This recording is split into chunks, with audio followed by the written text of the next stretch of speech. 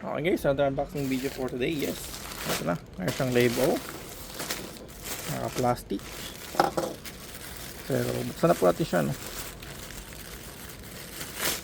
Ayan.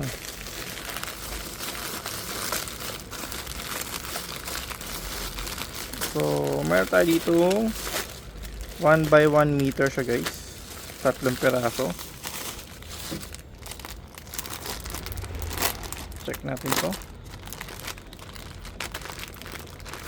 Alright.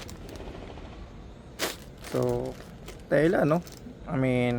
Pero ano siya guys, fire resistant po siya, no? Pero malalaman natin siya guys, solid na solid all black siya, no? Hindi siya, ay stretchable pala siya, no? Na-stretch nga siya guys, no? Ayun. Okay, 3 piraso na 1 by 1 meter siya guys. Okay.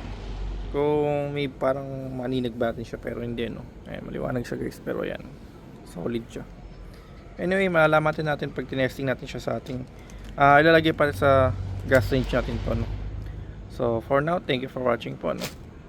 Yung link ito sa description na lang, ilagay na nga po natin para just in case gusto bumili, correct na po tayo doon.